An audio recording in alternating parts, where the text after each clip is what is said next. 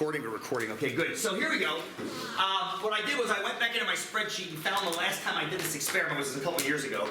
And when I did the experiment in class with my stats class, there were 139 browns, 116 oranges, and so forth. That's what I collected from them. And that is one way of showing the data, is simply put a little ribbon with colored cells in Excel and then throw the numbers in there. And that's fine. Nothing wrong with that. But very often, when data is presented, and we'll see more of this in Math 98, when data is presented, it's presented in some kind of a chart or a table or something like that. So my question, your first question was, which one of those did you like the best and why? So let me hear some takes. Nika, which one did you like the best? I liked the pie chart with percentages. This one right here or this one right here? That. This one right here. Okay, tell me why. Because I guess it's just easier to read, and you can tell like it's out of 100. That's, okay, that is the benefit of a pie chart. Whenever you see a pie chart, it's out of 100. That's the definition of a pie chart. Good, very, very good. So you know that 100% of the candies are represented here. And I like the visual comment. Like you can really see that that blue is bigger than the rest. Right. As opposed to just seeing the number next to it. If you look at these numbers very quickly, you might not realize that that is twice as big as that. Or actually, it's closer to twice as big as this. It's actually more than twice as big as this. But then you look down here, you're like, oh yeah, like that is twice as big as that. And that's definitely more than twice as big as that. So I like that answer. Jenna, go ahead. Yeah, I like the pie chart with percentages and with counts because, like Nika said, they're easier to read Cool. and see, honestly, because Totally cool. with, well, I don't know, I hit myself, but That's okay. So just kind of easier to process, see what you're seeing. I like that. Connor, go ahead. I want to hear from Ellie too. But go ahead, Connor. I like the bar graph. The bar graph. Tell me why. Oh, you like it too, Ellie. Okay, let me hear from you two then. Go I ahead. think it's just a better way to actually display like the numbers and how much of a difference it is. Okay, I like. We're focused on that word difference. I like that very much. I like that, Connor. Go ahead, Ellie. I feel it's more accurate and less misleading as the percentages because a lot of people don't really understand. Folks, the shh, percentage. shh, shh. I can't hear Ellie. She's sitting right next to me. Go ahead.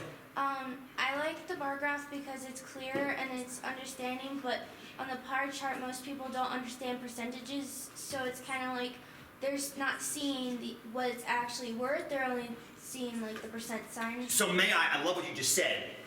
How do you compare your bar graph to this pie chart? Which one? You still think the bar graph is better than this one? Even though this one has the percentages out of it and counts. Yes. What do you think? So you like maybe this one better than this one, Definitely. but that one better than this one. Yes. Okay, I like the answer. Thank you very much. Did anybody pick this one here as their favorite? No, nobody picked. Okay. You did. Okay, Nikki, good. You picked this. Tell me why. It's just More visual with the 3D. It's the only one of the four that's actually three-dimensional. Okay, I'll come back to that in a second too. Good. So whatever you put for number one is great. Number two was, which do you like the least and why? So go ahead, Jenna. You start this off. So I didn't like the 3D pie chart with percentages and bar graph because It was terrible. Dad joke. Go ahead. because like you said, it's with the other two they're easier to read and like visually see and make sense of. What makes that one hard to read? Or is that not what you're saying? You're just saying you like these because they're easy to read, and They're this one is easier not to- easy as easy. Those two are easier to comprehend and like figure out better Okay. than those. I don't like bar graphs very well. I haven't learned how to read them very well, Okay. and so it's just it. And I have an eye condition and learning disabilities, and so 3D messes with me. Oh, a little bit. interesting. Okay, so It's just okay. easier to have like the different colors help. It's but incredible to me to makes hear it this. Easier for me. Me too. It's incredible to hear this, actually, and I appreciate this very much Yeah. because I'm going to tell you an unrelated yet related story. Recently, I got into a discussion with some folks about the legality of my bicycle's lights. I have lights all over my bike when I bike commute because I don't want to get hit by a car. Well, I have two kinds of lights. I have lights that help me see, and I have lights that help me be seen by other vehicles. Right. And the ones on the back, generally speaking, are the more important ones to help me be seen. And I have a blinking green on my helmet and a blinking red on my seat post. And the one on my seat post, when I actually brake, it glows brighter and solid, like a brake light does on a car. Recently, I read an article that people are trying to get, lawmakers in certain states, not Oregon, thank goodness, are trying to get blinking bike lights removed, make them illegal, because of the potential for triggering epileptic seizures when people see blinking lights. And I was like, holy, I never thought about that before. I never thought about that because they are more intensely bright than many car blinking lights. When you think about a blinking light on a car only happens in certain, it's turn signals and it's hazard lights, and none of those are as fast or as pinpointy as a bike blinking light. They're all large rectangles for the most part. Now, the problem is, Oregon has not joined this fight, and I think there's a good reason for it. Oregon says you cannot have blinking lights on a vehicle, and bikes are considered vehicles, unless they are turn signals, some other kind of thing, or hazard lights. Which is exactly why I use them on my bike. I am basically a hazard on the road. I can't travel as fast as cars. So I'm traveling below the speed limit most of the time. So my blinky lights are like, heads up, please don't hit me, I'm here. So it's interesting to hear this because it shows one of those things where I'm doing something, I think I'm helping things, and I might be actually creating kind of a negative somewhere else that I'm not aware of, which is, I like hearing stuff like this, stuff I never would have thought of. Yeah, Jenna, go ahead. Well, to add to what you were talking about, it's not just for people with seizures, but for drivers in general. It can be hard on our eyes to have that. It's a distraction in a way. Yeah. Well, that's the whole point, is I want you to be distracted by it so you don't hit me. I want you to know that I'm there. That's why I started using a green light, because as soon as I started using a green light on my helmet, cars now move away from me. They give me a full lane when they see me coming. Because the problem with using a solid red light on a bike, I look like anything else on the road. I look like a car. And because of that, cars were drifting into my bike lane. I want to be a distraction to cars. So I'm going to go ahead and take issue with that statement and say, like, I'm glad that I'm inconveniencing cars by making them look at me, because that means they're not going to hit me. So if you see a blinking green one. Go ahead, Nika. Can I get a warm up for Ariel, please? Oh, sure, of course. Okay, anybody else like one of these least and why? Oh, Ellie, go ahead. The 3D model. You don't like the 3D. Tell me why you don't like the 3D. Well, for a similar reason, with my math dyslexia, it makes the numbers float around. I love, okay, good. See, I need to hear this. This is very good to hear. I don't realize that, so that's awesome. Just so you know, the 3D pie chart, Nikki, no disrespect, it's my least favorite too. That's cool. And can I share my reason? I never thought about floating around before, but I want to share something with you why I don't like it, if I may. And this is probably even going to help you answer number 3 in case you're having a hard time understanding misleading, how you can mislead. To 3D. I want you to look at the 3D bar graph for a second. I want you to ignore the numbers that are in the slices. Yeah, that would be hard to They all tell. look Which slice looks the biggest? What color? brown.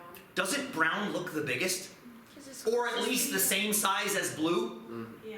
But yet, it's half as big as the blue slice. If you look over here, brown, blue, brown, blue, brown, blue. But then you look here, you're like, holy shit, how, they look the same. Why do they look the same? Did I go into Excel and mess with that? No. What is it, Nikki? Go. It's perspective. When you do a 3D image on a 2D surface, you have to take perspective into account. It's like when you're standing on a road, looking at the road down to the distance. The road sides are parallel. But as it goes to the distance, what do the sides appear to do?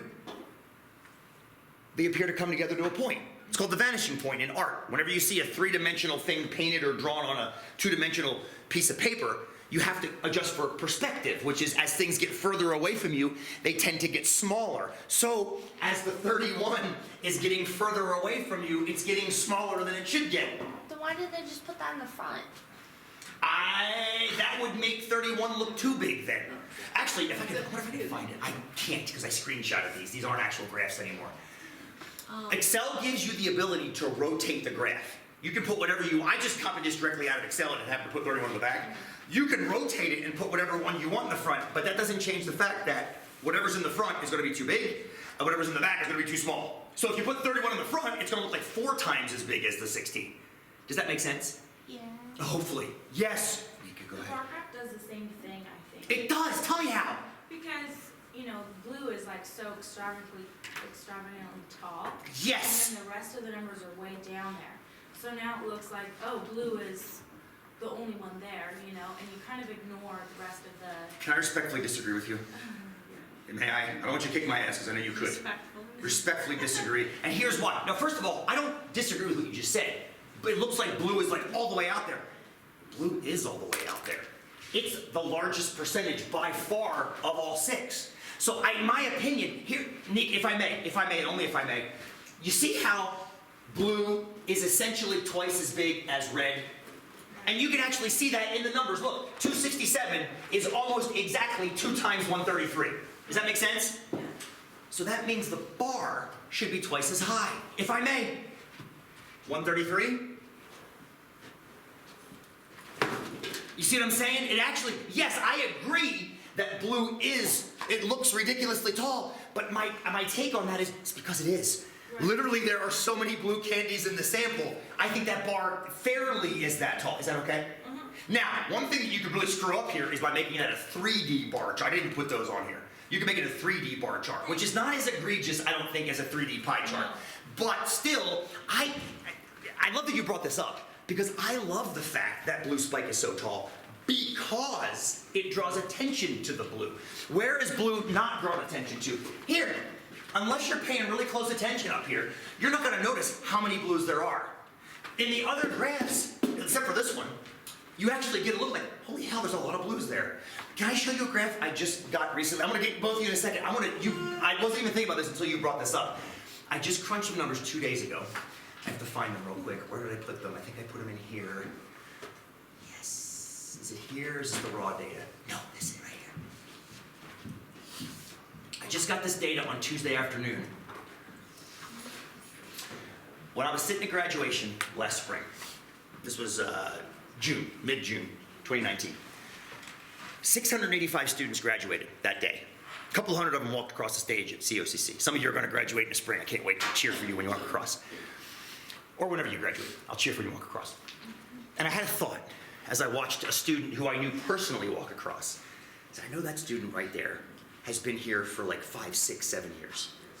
Worked their butt off to get this degree. This is why I spend most of the day crying, just because it's an amazing day. It's watching the success of my students after so many years and so many hours and so many months of work. And I got to thinking, I'm like, I wonder how long my beautiful COCC students actually take to get their degree. Because this school, for better or worse, is called a 2-year school. You've heard that, right, Jennifer? It's a 2-year school. You get 2-year degrees here. So I actually sent a note to my buddy Chris, who keeps this kind of data. I said, hey, Chris, could you do me a favor? This was back in June. Could you send me the starting year for all the students that graduated today? So in other words, when they first started taking classes at COCC. And I took those numbers and I translated them into a number of years it took them to get their 2-year degree. So check it out. The least number of full years it took was 0. Very few students. Those are students that came here with a buttload of transfer credits from some other school, and they joined, and they were able to finish their degree in less than a full year because they had so many credits from other institutions. 7 of them. 42 took 1 year, or between 1 and 2 years, I should say. There's your 2-year, took 2 years to get a degree, 146. 3, 222, there's your blue, Nika. That's my blue to this graph. When I saw that spike, I assumed, when I was looking at the spike, that I was looking at 2, but I was looking at 3. And then my eye kept wandering, 4, 5, 6, 7, 19 years to get a 2-year degree. You know what the average of this whole distribution is? You know on average how many years it takes people? 4. If you average those numbers, we'll do this in Math 98. Is that because of the prereqs? Say that again. Is that because of the prereqs? I don't know. See, now I want to know why. Right. I don't know. All I know is that's what the data says. I don't know why it's happening. I did some other math. 75% of students take more than 2 years to get a 2-year degree at this school. I think we should stop calling them 2-year degrees, personally. Here's something crazy. I have 2 math degrees. I have a bachelor's and a master's. It took me 8 years to get those 2 because I was working full-time while I got my master's, and I was working part-time when I got my bachelor's. Took me 8 years to get what should have taken me 7. 9% of these students, 1 out of 11 of the students in this group, took longer to get their 2-year degree than it took me to get both of mine. This makes me sad. Isn't a bachelor's 4 years? Should be. Took me 4.5, almost 5. See, that's the thing. We have to be careful calling these degrees 2-year degrees, 4-year degrees. And our schools are to blame. We're the ones, we're to blame because we ourselves claim you only can have freshman and sophomore status here. And then somehow that gets associated to your first year of college and your second year of college. But that makes assumptions. That makes assumption that you could take 12 to 16 credits every term. A lot of students can't. So this was, when you brought up your blue comment about that graph, I would respectfully disagree. I like it when I see those spikes because that draws my attention to this graph. When I look at this, 2 things really catch my eye. One is that spike, and the other is that tail. That tail is staggering to me, how long that tail goes. Yeah, Ellie. It's mostly a combination of our heavy, dense, compact of classes, because if you think about it, for example, I'm here on an exploratory because you guys don't have my degree, but my boyfriend's here for a 2-year degree for fire science, which you have a lot of volunteer work that you have to do. You also have other things like prereqs, which you have to get done out of order, which is weird. But it's like, you also have all these prerequisites, which will take about a year of your time, and then you have the 2-year degree that you're actually studying for. Right, and that I think is one of the, this is just opened up a whole can of worms on Wednesday when I brought this to my department, and you just hit one of them, the prereqs. That's, again, comes back full circle why you're sitting in Math 58. Before Math 58 existed and before Math 98 existed, for those of you that wanted to get to 105, you had to take Math 10, Math 20, Math 60, Math 65, and Math 95. We're replacing all of those starting next year with Math 15 and Math 98. 5 goes to 2. That saves you a year of math. That's the whole point. That's the whole point, is because this makes me sad. I want to make this better. I want to move this whole thing over at least 1 unit. So with math, I will. With math, I can do that. Well, I can't speak for other departments. So anyway, Nika, this is a bit of a long story, but at the same time, that's why when you said about the spike being tall, Maybe it would be different or better if it did have a tail. You know what I mean? if it did not or if it did. If it did, if this one had. Oh, if this one, that would draw more attention to the unusualness of blue. You know what would be a good graph for that one? I actually made an exam problem for Math 98 this term. I floated it by y'all, but you didn't seem very interested in it. I said, remember we measured the space, the air in this room a couple weeks ago? And I said, I wonder how long if we got locked in here and sealed in here until we passed out from lack of air. And nobody seemed to really care about that question in here. So I floated it to Math 98. They were like, oh, that sounds like so much fun. So I made that their exam question. So that would be a fun graph for this, the composition of air in this room. The air in this room right now. Take a big breath. Let it out. Are they accounting for the fact that? Yes, that's what makes it a fun math problem is inhale, exhale, inhale, exhale. When you take a breath of air in this room, what element are you breathing in most of? Not oxygen, nitrogen. A lot of nitrogen, 80% about nitrogen. Most of the stuff you breathe in is not oxygen. It's about 20%, 19% oxygen. That'd be a fun bar graph. Nitrogen, oxygen, argon, CO2, helium. There's all kinds of weird crap in the air that we breathe and the lungs just take in and send back out. Then you take them in, you convert a little bit, you send it back out. It comes out with more CO2 and less oxygen. But still, nitrogen is the largest. That's a good, and that would have a nice tail. Nitrogen, oxygen, carbon dioxide, whole bunch of other stuff. Yeah, Jessica, what you got? So the majority is nitrogen. Why do they say that we breathe in oxygen? We do breathe in oxygen, Well, but the majority is nitrogen. but we still breathe in oxygen. Like if you went up to someone and said, "What do you breathe in?" I guarantee. No, I don't think we're saying different things, Jessica. You're right, Jack. I don't think we're saying different things. I think what we're saying is every time you breathe in air. Right. 20% of that is O2 that your lungs need to pump oxygen to your cells. As a matter of fact, if you breathe pure oxygen, you could really screw yourself up. Like you could actually do a lot of damage. Oxygen toxicity is like legit. Like now they give people pure oxygen sometimes, but that's because folks that have pulmonary and respiratory ailments, can't chemically or biologically or physiologically convert the oxygen to usable oxygen for their cells. So they have to like take like, I think it's like a small scuba tank to give the oxygen to their bodies. Yes. But yeah, the nitrogen is just a huge part of the air, but our bodies have evolved to just ignore it essentially. Because when you breathe in nitrogen and breathe out nitrogen, it doesn't change very much. The big thing is, when you breathe out, you have a little bit less oxygen in that air and about 10 times as much 100 times as much carbon dioxide in that air. It's still not very much, but it's still way more carbon, CO2. Which is why, when you give mouth to mouth, if you need to give somebody rescue breaths, you don't kill them by breathing into their mouth. You're actually breathing oxygen back into them. More carbon dioxide, but I know they don't. I'm an old man. I still have my training from back in the 80s. Yeah, you can't do. Please, Elliot, we should probably get going on our lab, but go ahead. Okay, so a part of the lab, I think it might be misleading to her because there's no, like, normally on a bar graph, you have the numbers on the side and the bottom. So Ellie just said something important. I want you to hear it. Ellie said it might be misleading because on a bar graph, you usually have numbers on the side and on the bottom.